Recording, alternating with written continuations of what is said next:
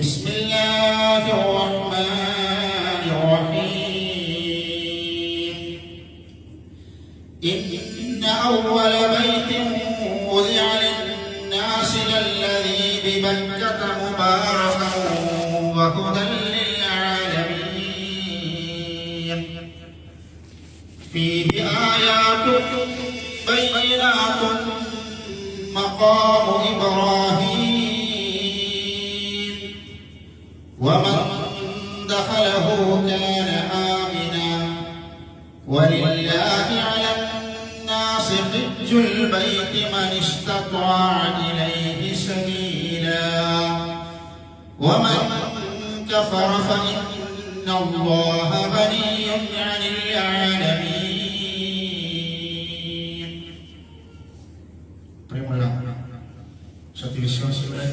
വിശ്വാസികളെ അള്ളാഹുവിന്റെ വിധിവിലക്കുകൾ ജീവിതത്തിന്റെ സമസ്ത മേഖലകളിലും പാലിച്ചു യഥാർത്ഥ മുഅ്മിനീങ്ങളായി മുത്തഖികളായി ജീവിതം മുന്നോട്ട് കൊണ്ടുപോകണമെന്ന് ആദ്യമായി ഉപദേശിക്കുകയാണ്, വസിയ്യത്ത് ചെയ്യുകയാണ്. സഹോദരന്മാരെ സഹോദരികളെ, വിശുദ്ധ ഖുർആൻ രണ്ടാമത്തെ അധ്യായം സൂറത്തുൽ ബഖറ. സൂറത്തുൽ ബഖറയിൽ അതിന്റെ രണ്ടാമത്തെ ജുസ്ഇൽ അല്ലാഹു സുബ്ഹാനഹു വ തആല ഹജ്ജിന്റെ മാസങ്ങളെ കുറിച്ച് നമ്മളെ ഓർമ്മപ്പെടുത്തുന്നുണ്ട്. അൽ ഹജ്ജ് അശ്ഹുറുൻ മഅലൂമാത്ത്. ഹജ്ജിന്റെ മാസങ്ങൾ എന്നറിയപ്പെടുന്നത് വിശുദ്ധ റമദാനിന് ശേഷം ശവ്വാൽ, ദുൽഖഅദ്, ദുൽഹിജ്ജ ഈ മാസങ്ങൾക്കാണ് ഹജ്ജിന്റെ മാസങ്ങൾ എന്ന് പറയുന്നത്. ആ മാസങ്ങളുടെ പ്രത്യേകതകളും മഹാനായ മുഹമ്മദ് മുസ്തഫ റസൂൽ കരീം സ്വല്ലല്ലാഹു അലൈഹി വസല്ലമ നമുക്ക് പഠിപ്പിച്ചു തന്നിട്ടുണ്ട്. ഹജ്ജിന്റെ മാസങ്ങൾ എന്ന് പറയുമ്പോൾ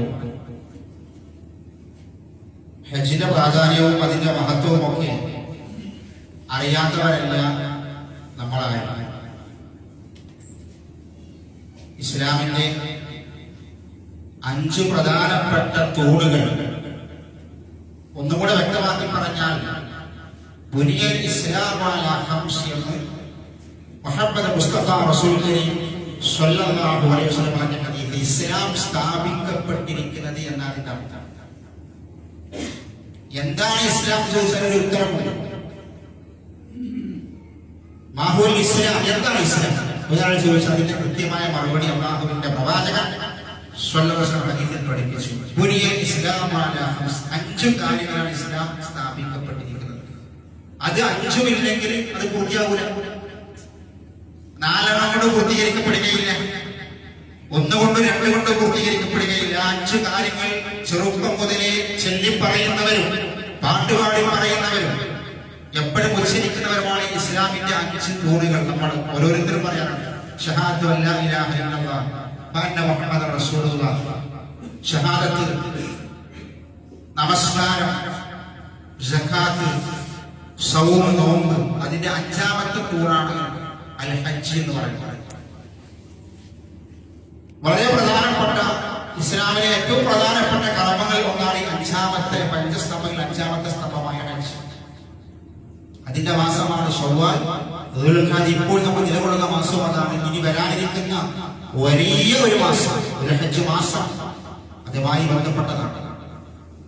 നമ്മുടെയൊക്കെ ഓർമ്മകളിലേക്ക് കടന്നു വരേണ്ട സംഗതികൾ ഹജ്ജും ഇബ്രാഹിം നബിയും ഇസ്മായിൽ നബിയും ഹാജറ ബീവിയും അവരുടെ കുടുംബത്തിന്റെ ചരിത്രവും, അതോടൊപ്പം തന്നെ അല്ലാഹു സുബ്ഹാനഹു വ തആല ഇബ്രാഹിം നബിയോട് 4000 വർഷങ്ങൾക്ക് മുൻപ് അള്ളാഹു പ്രഖ്യാപിക്കാൻ വേണ്ടി പറഞ്ഞ പ്രഖ്യാപനം. ഹജ്ജിന് ജനങ്ങൾ എല്ലാ നാട്ടിൽ നിന്നും ത്യാഗം സഹിച്ച് അള്ളാഹുവിന്റെ കഅബയിലേക്ക് വരാൻ വേണ്ടി അള്ളാഹു കൽപ്പന നൽകി. അള്ളാഹുവിന്റെ കൽപ്പന പ്രകാരം ഇബ്രാഹിം പ്രഖ്യാപിച്ച പ്രഖ്യാപനം അതിന്നും ഇങ്ങനെ തുറന്നുകൊണ്ടിരിക്കുന്നു. നമ്മുടെ നാട്ടില് ഹജ്ജിന് ആളുകൾ പോയിക്കൊണ്ടിരിക്കുന്നു. പല ആളുകളും ഹറമിലെത്തി, മക്കയിലും മദീനയിലുമായി എത്തി. പല ആളുകൾ പോയിക്കൊണ്ടിരിക്കുന്നു. ദുൽഹജ്ജ് മാസം 8 വരെ അത് തുറന്നുകൊണ്ടിരിക്കുന്നു. ദുൽഹജ്ജ് 8-നാണ് ഹജ്ജിന്റെ കർമ്മങ്ങൾ തുടങ്ങുന്നത്. യൗമുൽ തർവിയ എന്നതിന് പറയും. പിന്നെ യൗമു അറഫ, യൗമുൻ നഹർ, അയ്യാമുൽ തശ്രീഖ്. അല്ലാഹുവിന്റെ പ്രവാചകൻ സ്വല്ലല്ലാഹു അലൈഹി വസല്ലം ഹദീസിലും അല്ലാഹു ഖുർആനിലും പഠിപ്പിച്ച വളരെ പ്രധാനപ്പെട്ട നിർബന്ധമായ കർമ്മമാണ് ഹജ്ജ് എന്ന് പറയുന്നത്. ഈ വർഷം ഹജ്ജിന് പോവാൻ നമുക്ക് കഴിഞ്ഞിട്ടില്ലെങ്കിൽ അടുത്ത വർഷം ഹജ്ജിന് പോകാനുള്ള തയ്യാറെടുപ്പ് നമ്മൾ കണ്ടെത്തണം. ഇത് നിർബന്ധ സംഗതിയാണ്, സുന്നത്തല്ല. ഇസ്ലാം പൂർത്തീകരിക്കണമെങ്കിൽ ഹജ്ജ് നിർബന്ധമാണ്. നമസ്കാരം നിർബന്ധമാണ്, നോമ്പും സക്കാത്തും നിർബന്ധമാണ്. അത് നിർബന്ധമായത് ഒഴിവാക്കപ്പെടുന്ന ആളുകളാണ്. അത് പ്രത്യേകം ചില ഇസ്തിസ്നാ, ചില ഒഴിവ് കഴിവുകൾ അല്ലാഹുവിന്റെ റസൂൽ പഠിപ്പിച്ചത് അവർക്ക് അത് ഒഴിവാക്കുകയുള്ളൂ. നോമ്പ് നിർബന്ധമാണ്, അത് ഒഴിവാക്കാൻ പറ്റില്ല. ആർക്കാ പിന്നെ ഒഴിവുള്ളത്? രോഗികൾക്ക്, നിത്യരോഗികളാണെങ്കിൽ അവർക്ക് നോമ്പെടുക്കണ്ട. പക്ഷേ ഒരു കാര്യമുണ്ട്, ഫിദിയ കൊടുക്കണം. നമസ്കാരം എങ്ങനെ ഒഴിവാക്കാൻ കഴിയുക? എങ്ങനെ ഒഴിവാക്കാൻ കഴിയുക? ബോധം കൊണ്ട് നിർവഹിക്കണം. ബോധം കിടന്ന കിടപ്പ് കിടന്ന് ബോധം ഉണ്ടെങ്കിൽ നമ്മൾ നിർവഹിക്കണം. ഹജ്ജിന് അല്ലാഹുവിന്റെ റസൂൽ പഠിപ്പിച്ചത് സമ്പത്ത് വേണം, ആരോഗ്യം വേണം. വേറെ കാരണങ്ങളൊന്നുമില്ല, വേറെ ഒന്നുമില്ല. സമ്പത്തും ആരോഗ്യം ഉണ്ടായാൽ മതി. പോയി വരാനുള്ള ആഫിയത്ത് വേണം. ഈ ആഫിയത്ത് ഉണ്ടെങ്കിൽ എല്ലാം നടക്കുള്ളൂ. ആഫിയത്ത് ചോദിക്കാന്ന് പറഞ്ഞാൽ അതൊരു വലിയ പ്രാർത്ഥനയാണ്. ആഫിയത്തും വേണം, സാമ്പത്തികമായതിന് കഴിവ്. ഇത് രണ്ടുണ്ടെങ്കിൽ ഹജ്ജ് നിർബന്ധമാണ്. ഒരാൾക്കും ഒഴിഞ്ഞിരിക്കാൻ കഴിയില്ല. അപ്പൊ നമ്മൾ പരിശോധിക്കുക, നമ്മുടെ കൂട്ടത്തിൽ ഈ മഹല്ലിൽ, ഈ നാട്ടിൽ എത്ര ആളുകൾ സൗദി അറേബ്യയിൽ ഒരു 4-5 ലക്ഷം മുടക്കിയിട്ട് ഹജ്ജ് ചെയ്തു വരാൻ കഴിയാത്ത എത്ര ആളുകൾ നമ്മുടെ മഹല്ലിലുണ്ട്? അത് നമ്മൾ പരിശോധിക്കണം. നമ്മുടെ കൂട്ടത്തിൽ എത്ര ആളുകളുണ്ട്? ഒരു 4-5 ലക്ഷം മുടക്കിയിട്ട് ഹജ്ജ് നിർവഹിക്കാൻ കഴിയാത്ത ആളുകളുണ്ട്. കഴിയുന്ന ആളുകളുണ്ട്. എത്ര ആളുകൾ അത് നിർവഹിച്ചു? കഴിവുണ്ടായിട്ടും എന്തുകൊണ്ട് പോകുന്നില്ല? അതിന്റെ മറുപടി ഇവിടെ പറയണ്ട. അല്ലാഹുവിന്റെ മുന്നിൽ നാളെ പരലോകത്ത് ഖിയാമത്ത് നാളിൽ അല്ലാഹു നമ്മളോട് ചോദിക്കുമ്പോൾ നൽകേണ്ടി വരും. ഗൗരവമുള്ള വിഷയമാണ്. ഹജ്ജ് നിർബന്ധമായ അമലാണ്. അല്ലാഹു ഖുർആനിൽ 3-ാമത്തെ സൂറത്ത് ആല ഇംറാനിൽ 97-ാമത്തെ ആയത്തിൽ എന്ന് പറയാം. ഞാൻ ഓതി വെച്ച ആയത്താണ്. അല്ലാഹു സുബ്ഹാനഹു വ തആല മഖാം ഇബ്രാഹിമിനെ കുറിച്ച് പറഞ്ഞപ്പോൾ അല്ലാഹു പറയാണ്, വലില്ലാഹി അലന്നാസ് ഹജ്ജുൽ ബൈത്ത്. ജനങ്ങൾക്ക് നിർബന്ധമാണ് അല്ലാഹുവിന് വേണ്ടി ഹജ്ജ് നിർവഹിക്കൽ. അത് നിർബന്ധമാണ്, ജനങ്ങളുടെ മേൽ ബാധ്യതയാണ്. അതിന് കഴിവുള്ള ആളുകൾ, അതിന് കഴിവില്ലാത്തവരല്ല, കഴിവുള്ള ആളുകൾ അത് നിർബന്ധമാണ്. അടുത്ത വാചകം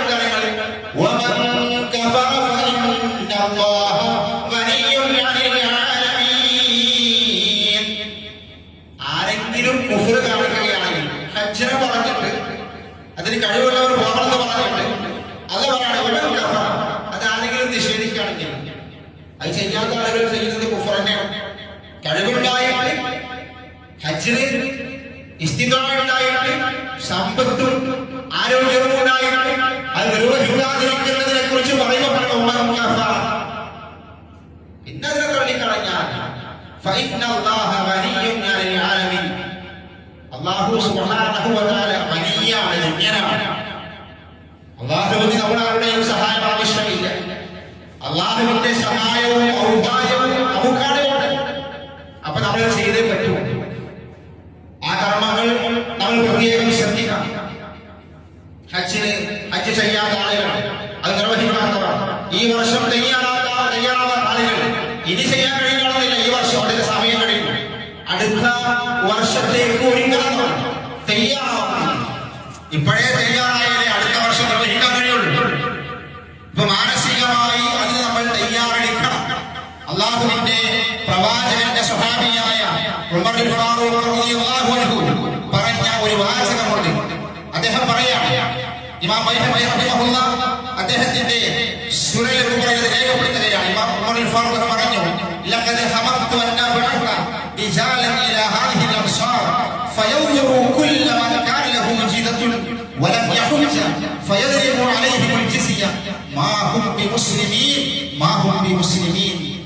ഗിഫാർ റളിയല്ലാഹു അൻഹു പറയാം. എന്താ അദ്ദേഹം പറഞ്ഞത്? ലഖദ ഹബബ്തു അൻ അബ്അഥ റിജാലൻ ഇലാ ഹാദിഹിൽ അംസാർ. അദ്ദേഹം ഭരിക്കുന്ന സമയത്ത് ഓരോ നാട്ടിലേക്ക്, വ്യത്യസ്ത നാട്ടിലേക്ക് ആളുകളെ പറഞ്ഞേക്കാൻ അദ്ദേഹം തീരുമാനിച്ചു. അദ്ദേഹം വിചാരിച്ചു കുറെ ആളുകളെ അവരെ ജോലിക്കാരാക്കി, അവരെ അവർക്കൊരു പണി. എന്താണ് പണി? പല നാടുകളിലേക്കും ആളുകളെ പറഞ്ഞേക്കാൻ. എന്തിനാ പറഞ്ഞേക്കുന്നത്? ഹജ്ജ് ചെയ്യാൻ കഴിവുണ്ടായിട്ട് ഹജ്ജ് ചെയ്യാത്ത ആളുകൾ ആരൊക്കെയാണെന്ന് കണക്കെടുക്കാൻ വേണ്ടി ആളുകളെ നിയോഗിക്കാൻ ഞാൻ ഉദ്ദേശിച്ചു. ഹജ്ജ് ചെയ്യാൻ കഴിവുണ്ട്, ചെയ്യാത്ത ആളുകൾ ആരൊക്കെ, ഓരോ നാട്ടിലേക്കും കണക്കെടുക്കാൻ വേണ്ടി ആളെ പറഞ്ഞേക്കാൻ തീരുമാനിച്ചു. ഞാൻ അങ്ങനെ വിചാരിച്ചു. എന്നിട്ടോ ഈ ചെയ്യാത്ത ആളുകളുടെ അവരെ കണ്ടെത്തിയിട്ട് അവര് ഫൈൻ അടക്കണം, ജിസിയ കൊടുക്കണം. ഇസ്ലാമിക ഭരണത്തിലേക്ക്, ഹാക്കിങ്ങിനെ ഇസ്ലാമിക ഭരണ കോടതിയിലേക്ക് അവർ ജിസിയ കൊടുക്കണം. നിർബന്ധമായി നിങ്ങൾക്ക് കഴിവുണ്ടായിട്ട് അത് ചെയ്യാത്ത ആളുകളെ പിടിച്ചിട്ട് അവരെ ശിക്ഷിക്കാം. എന്നിട്ട് അദ്ദേഹം പറഞ്ഞ വാചകം എന്താണെന്നറിയാം? അവര് മുസ്ലിങ്ങളല്ലോ. രണ്ടു വട്ടം ആവർത്തിച്ചു, അവര് മുസ്ലിങ്ങളല്ലോ. ഇസ്ലാമിക ഭരണത്തിൽ, ഇസ്ലാമിക ഹാക്കിമിൽ, ഇസ്ലാമിക ഭരണത്തിൽ അമുസ്ലിമീങ്ങൾക്കാണ് ജിസിയ ഉള്ളത്, മുസ്ലിമീങ്ങൾക്കല്ല. അമുസ്ലിമീങ്ങൾക്ക് ജിസിയ നികുതി ചുമത്തി. അതിന് അദ്ദേഹം പറയാണ് അവര് മുസ്ലിങ്ങളായിട്ടാണ് വേണ്ട. ഹജ്ജിന് കഴിവുണ്ടായിട്ട് അത് നിർവഹിക്കാത്ത ആളുകൾ മുസ്ലിം പരിഗണിക്കേണ്ട, അവർക്ക് ജിസിയ കൊടുക്കണം. അത്രയും ഗൗരവമുള്ള വിഷയമാണ്. അതുകൊണ്ടാണ് അത് തള്ളിക്കളയരുത്. കാരണങ്ങളുണ്ടാകും, പ്രയാസങ്ങളുണ്ടാകും. അതൊക്കെ മാറ്റിവെച്ചിട്ട് ഒരു കഴിവ്, ഒരു പ്രയാസവുമില്ലാതെ അതിനെ നിഷേധിച്ച്, അത് നിസ്സാരമാക്കി അതിനെ അവഗണിക്കുന്ന ആളുകൾ പ്രത്യേകം ശ്രദ്ധിക്കണം ഈ വാചകങ്ങൾ. ചില ആൾക്കാരുണ്ട്, ഞാൻ ഹജ്ജിന് പോകുന്നത് ഇവിടെ തിരക്കണം, എന്നെ കൊണ്ട് തിരക്കാനാവില്ല. അങ്ങനെ പറഞ്ഞ ആൾക്കാരുണ്ട്. എനിക്ക് പരീക്ഷ കൊണ്ട രണ്ടാളുകളാണ്. ഒരാൾ മരണപ്പെട്ടു പോയി. ഹജ്ജിന് മക്കള് ഹജ്ജിന് പോവല്ലേ, മക്കൾ ഹജ്ജിന് പോയി, എല്ലാ ചെലവും ഞങ്ങൾ എടുത്തോളാണ് ഉമ്മ പറഞ്ഞത്. എന്നെ കൊണ്ട് വയ്യ, അവിടെ പോയി തിരക്കാൻ, ഭയങ്കര തിരക്കല്ലേ. അങ്ങനെ പറഞ്ഞ ഒരു രൂപയും തിരക്ക് ചെയ്യിച്ചിട്ടുണ്ട്. ഇന്ന് അദ്ദേഹം ഹജ്ജ് ചെയ്തിട്ടില്ല. എല്ലാ സൗകര്യവും മക്കൾ പറഞ്ഞാൽ നമുക്ക് പോകാം. അവിടെ പോയി തിരക്കാൻ ഞാനില്ല, തിരക്കല്ല. കാഫിരീങ്ങളല്ല പറഞ്ഞത്, മുസ്ലിമീങ്ങളിൽപ്പെട്ട ആളുകൾ പറയാം.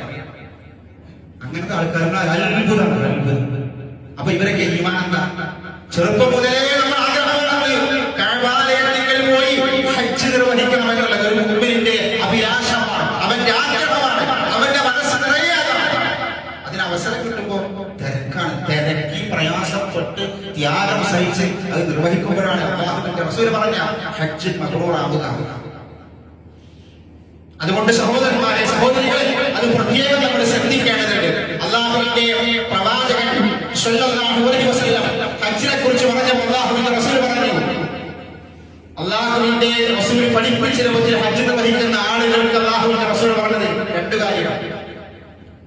താബിഉ ബൈന ഹജ്ജി വൽ ഉംറ, ഹജ്ജും ഉംറയും ഒന്നിച്ച് നിർവഹിച്ചാൽ, ഹജ്ജും ഉംറയും ഒന്നിച്ചൊരാൾ നിർവഹിച്ചാൽ അല്ലാഹുവിന്റെ റസൂൽ കരീം സ്വല്ലല്ലാഹു അലൈഹി വസല്ലം പറഞ്ഞു, അങ്ങനത്തെ ആളുകൾക്ക് അല്ലാഹു രണ്ട് കാര്യം കൊണ്ട് അവന്റെ പാപങ്ങളൊക്കെ പുറത്തു. ഹജ്ജും ഉംറയും ഒന്നിച്ച് നിർവഹിച്ചാൽ. രണ്ടാമത്തെ അവന് ദാരിദ്ര്യം ഉണ്ടാവുകയില്ല, പട്ടിണി ഉണ്ടാവുക. ഹജ്ജും ഉംറയും ഒന്നിച്ച് നിർവഹിച്ച ഒരു ഹാജി, ഒരു അല്ല ഹാജ് ഒരാളും പിന്നെ പട്ടിണി കിടക്കേണ്ടി വരില്ല. ആര് പറഞ്ഞ? അല്ലാഹുവിന്റെ പ്രവാചകൻ.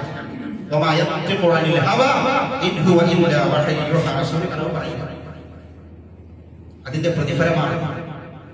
അത് മനസ്സിലാക്കി നമ്മൾ മുന്നോട്ട് വരണം. അങ്ങനെ മാറ്റി വെക്കണം.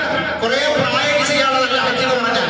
ഇപ്പൊ വേണ്ട, കുറച്ച് കയ്യട്ടെ, കുറച്ച് കയ്യട്ടെ നീട്ടി വെച്ചാലേ ഇതിന് അല്ലാഹു ആയുസ്സ് തോന്നില്ല. കഴിവുണ്ടാവുമ്പോൾ പോകും. ഒറ്റ പ്രാവശ്യം നിർബന്ധമുള്ളൂ. ആയുസ്സിൽ ഒരിക്കലും ഹജ്ജ് നിർബന്ധമുള്ളൂ. പിന്നെ അത് നമുക്ക് വേണമെങ്കിൽ ചെയ്യാം. ഒറ്റ പ്രാവശ്യം നിർബന്ധമുള്ളൂ.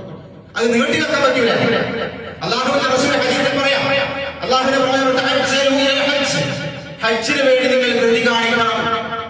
ഹജ്ജ് ചെയ്യാൻ വേണ്ടി നിങ്ങൾ പിന്തിപ്പിക്കണം എന്നല്ല, എന്റെ എല്ലാ തിരക്കും കഴിയട്ടെ എന്നല്ല, എല്ലാം മാറ്റി വെച്ചിട്ടല്ല.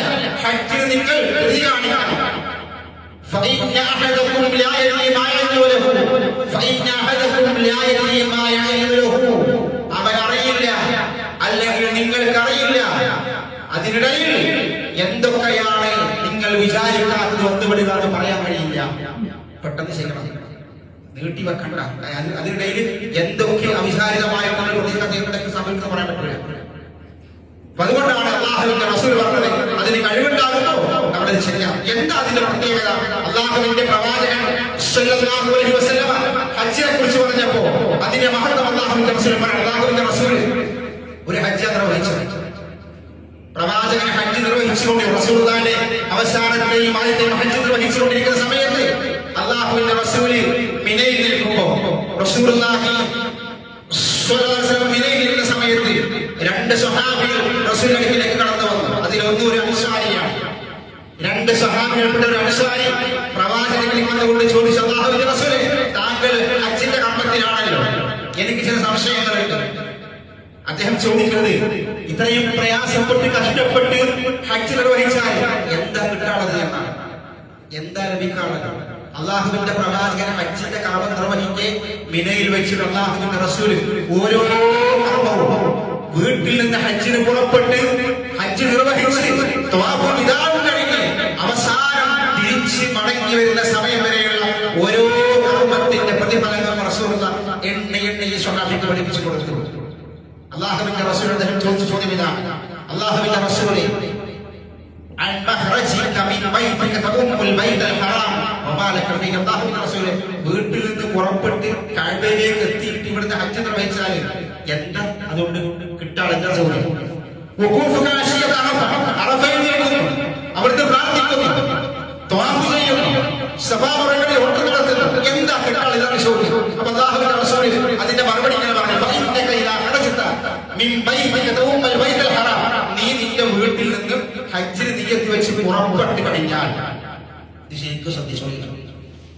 കാശുണ്ടെങ്കിൽ അടുത്ത വർഷം മുതൽ ഒരുങ്ങിക്കൂടി. അടുത്ത വർഷത്തിൽ ഈ ഹദീസ് നമ്മൾ മനസ്സിലാക്കിയാൽ അതിന് വല്ലാത്ത ഒരു മനസ്സിൽ നമ്മൾ മനസ്സിലാക്കണയോ. ഇത്ര പ്രതിഫലം ഓരോന്നിനെ പ്രതിഫലം പറയാം. വീട്ടിൽ നിന്ന് ഇങ്ങോട്ട് പുറപ്പെട്ടിട്ട്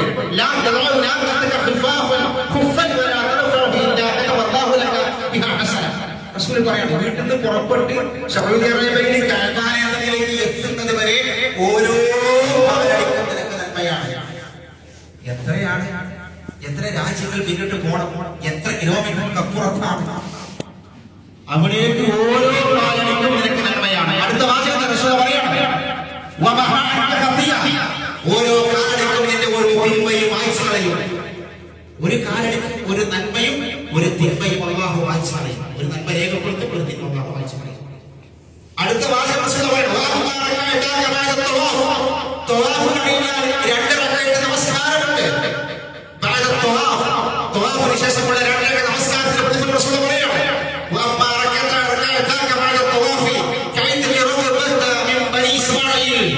ഒരു അടിമയെ മോചിപ്പിച്ച പ്രതിഫലമാണ്. ഒരു അടിമയെ മോചിപ്പിച്ചാൽ എന്തായാലും ഇസ്ലാമിൽ വളരെ പ്രധാനപ്പെട്ട അമലാണ് അടിമയെ മോചിപ്പിക്കുക. നമ്മുടെ നാട്ടിൽ പതിവ് ഒരു അടിമയെ മോചിപ്പിക്കുക 2 റക്അത്ത് സുന്നത്ത്, തവാഫിന് ശേഷമുള്ള സുന്നത്ത്.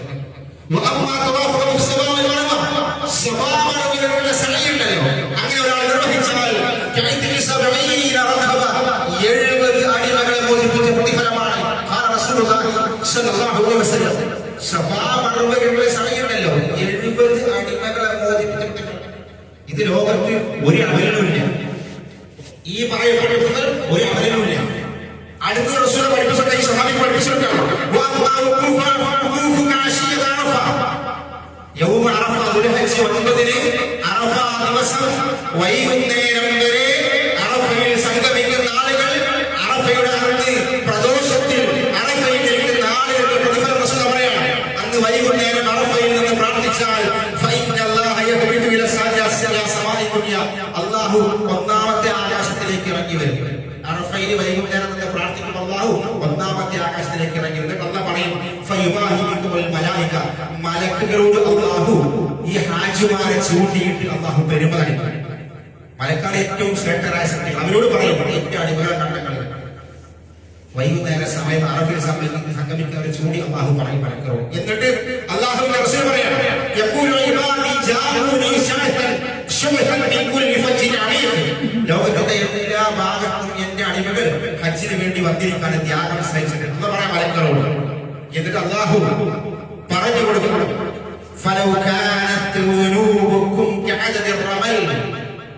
ഹാജിമാര് അറഫയിൽ സംഗമിക്കുമ്പോ അറഫയിൽ ഒരുമിച്ച് കൂടിയ ഹാജിമാരുടെ പാപങ്ങൾ, അറഫയിൽ ഒരുമിച്ച് ഹാജിമാരുടെ പാപങ്ങൾ അവിടുത്തെ മറൽ തരികളോളം ഉണ്ടെങ്കിൽ ശരി, അതൊക്കെ അല്ലാഹു പുറത്തു കൊടുക്കും.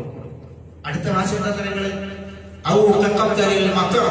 മഴത്തുള്ളികളോളം ഉണ്ടെങ്കിലും ശരി, അതൊക്കെ എല്ലാ പാപങ്ങളും പുറത്തു കൊടുക്കും. അറഫയിൽ സംഗമിച്ചോ അവിടെ പ്രദോഷത്തിലുണ്ടോ അവർ എല്ലാ പാപവും പുറത്തു കൊടുക്കും. എന്നിട്ട് അല്ലാഹുവിന്റെ പ്രവാചകന്റെ അടുത്ത മറുപടി റസൂൽ പറഞ്ഞു, അവർക്ക് മാത്രമല്ല, അറഫയിൽ വെച്ചിട്ട് ഈ ഹാജിമാരുടെ കൂട്ടത്തിൽ ആരെങ്കിലും അല്ലാഹുവേ ഇന്ന ആളുകൾക്ക് നീ പുറത്തു കൊടുക്കണേ എന്ന് പറഞ്ഞാൽ അവർക്കും അല്ലാഹു പുറത്തു കൊടുക്കും. സുബ്ഹാനല്ലാഹ്. സഹോദരങ്ങൾ, ഇതെന്തായി പറയുന്നത്? അറഫയിൽ ഒരുമിച്ച് കൂടെ ഹാജിമാർക്ക് മാത്രമല്ല, അറഫയിൽ സംഗമിക്കുന്ന ഹാജിമാർ അവിടെ വെച്ചിട്ട് റബ്ബിനോട് പറയാണ്, അല്ലാഹുവേ എന്റെ കുടുംബത്തിൽപ്പെട്ടവര്, എന്റെ നാട്ടിൽപ്പെട്ടവര് ഇന്ന ആളുകൾ നീ പുറത്തു കൊടുക്കണമെന്ന് പറഞ്ഞാൽ അല്ലാഹു സ്വീകരിച്ചു. അവരാരൊക്കെ പറഞ്ഞു അവർ സ്വീകരിച്ചു.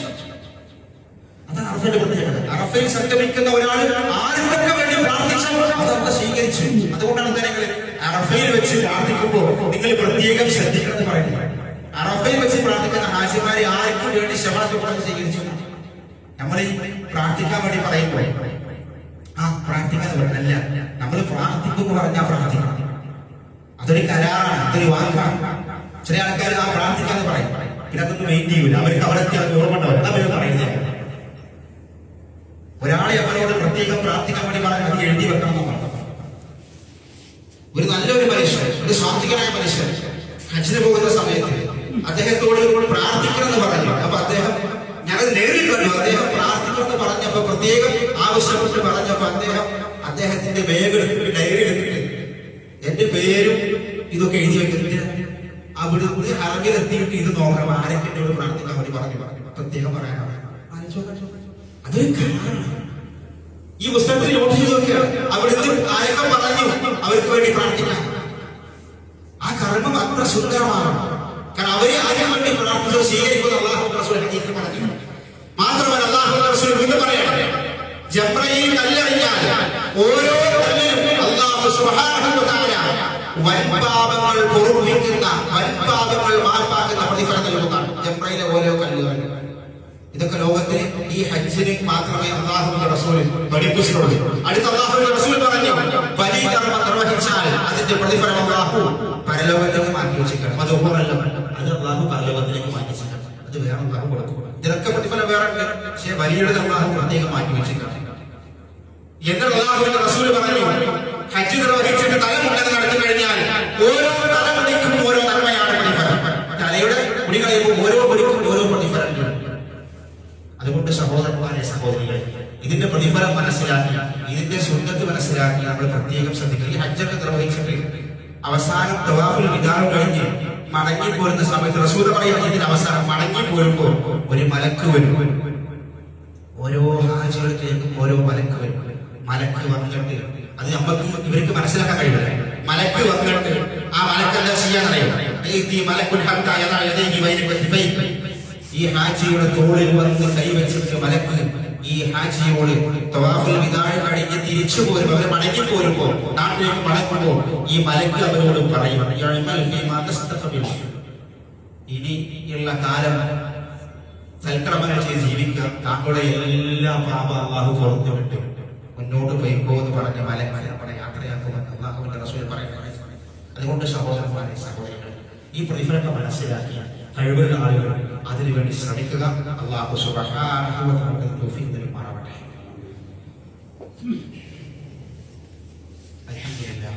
അൽഹംദുലില്ലാഹി വാഹിദുൽ ഖഹ്ഹാർ അൽ-അസീസുൽ ഗഫ്ഫാർ മുഖദ്ദിറുൽ ലൈലി നഹർ അമ്മാ ബഅദ് തഖ്വല്ലാഹു ഇബാദല്ലാഹ്. ഒരിക്കൽ കൂടി അല്ലാഹുവിന്റെ വിധിവിലക്കുകൾ ജീവിതത്തിന്റെ സമസ്ത മേഖലകളിൽ പാലിച്ചുകൊണ്ട് യഥാർത്ഥ മുഅ്മിനുകളായി, മുത്തഖികളായി ജീവിതം മുന്നോട്ട് പോകണമെന്ന് ഉപദേശിക്കുകയാണ്, വസിയത്ത് ചെയ്യുകയാണ്. സഹോദരന്മാരെ, സഹോദരികളെ, ഇന്ന് മെയ് മാസം 1-ാം തീയതിയാണ്. മെയ് ദിനം എന്ന് പറയും, ലോക തൊഴിലാളി ദിനമാണ്. നമുക്കെല്ലാവർക്കും അറിയുന്ന സംഗതിയാണ്. പക്ഷെ ഇസ്ലാമുമായി ബന്ധപ്പെട്ടുകൊണ്ട് എന്താണ് അതിന് വലിയ പ്രാധാന്യമുള്ളത്? വലിയ പ്രാധാന്യമുള്ളത്. തൊഴിലാളികളുമായി ബന്ധപ്പെട്ടുകൊണ്ട് ഏറ്റവും അധികം സംസാരിച്ചത് ഖുർആനും ഹദീസുമാണ്.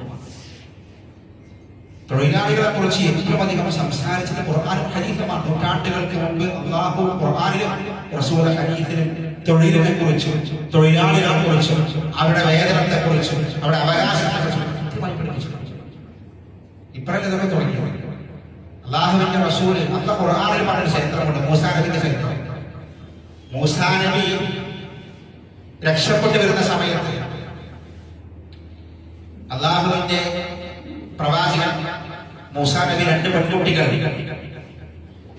അവരുടെ ആടുകൾക്ക് വെള്ളം കൊടുക്കാൻ സാധിക്കാതെ പ്രയാസപ്പെടുമ്പോൾ അവരെ സഹായിച്ച ആ പെൺകുട്ടികളെ സഹായിച്ചു. ആ പ്രവാചകന്റെ 2 പെൺകുട്ടികളെ സഹായിച്ചിട്ട് ആ പെൺകുട്ടികൾ വാപ്പാനോട് പോയി ആ പ്രവാസികളെ പോയിട്ട് ഈ മൂസാ നബിന്റെ സംഭവം പറയുമ്പോൾ അതിലൊരു പെൺകുട്ടി തന്റെ ഉപ്പയോട് പ്രവാസികളോട് പറയാണ്, ഇദ്ദേഹം നല്ല മനുഷ്യനാണ്, ഇദ്ദേഹത്തെ നമുക്ക് കൂലിക്ക് വെക്കാം,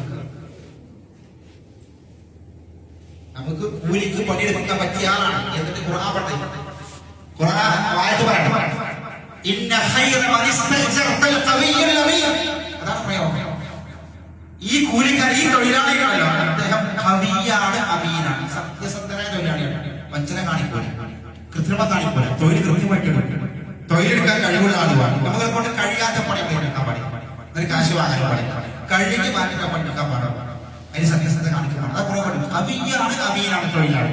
തൊഴിലാളി അതിന് കഴിയുന്നവരാണ്, സത്യസന്ധരുമായി. അത് തൊഴിലാളികളെ ശ്രദ്ധിക്കേണ്ടത്, ഏത് തൊഴിലാളികളും തൊഴിലെടുത്തിൽ നമുക്ക് അതിന് കഴിയുന്നവരാവണം, സത്യസന്ധരും. അല്ലെങ്കിൽ ഞാൻ പഠിക്കാൻ നിൽക്കാൻ പാടില്ല. മറുപടി രണ്ടാമത്തെ സംഘടനകളിൽ തൊഴിലാളികളോട് കൃത്യമായ സംബരം ഖുർആൻ ഹദീസ് പഠിപ്പിച്ചിട്ടുണ്ട്.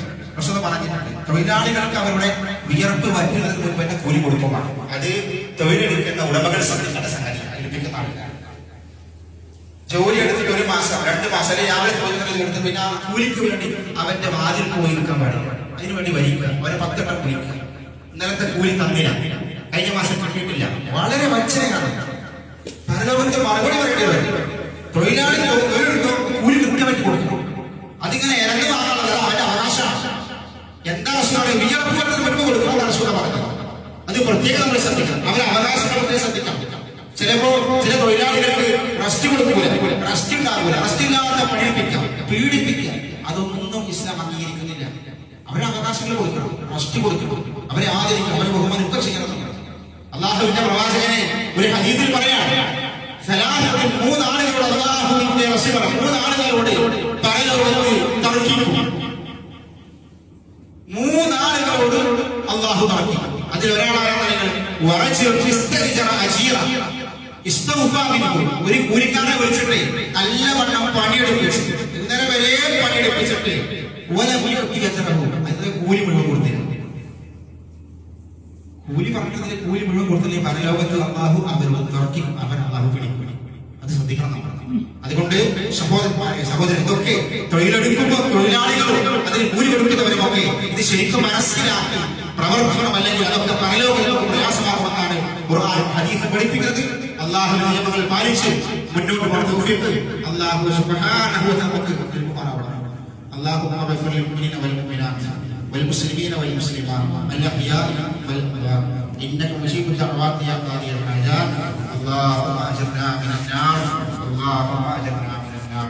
اللهم اعز الاسلام والمسلمين واذل الشرك والمشركين. اللهم يا مقلب القلوب ثبت قلوبنا على دينك. اللهم توفنا مسلما والحقنا بالصالحين.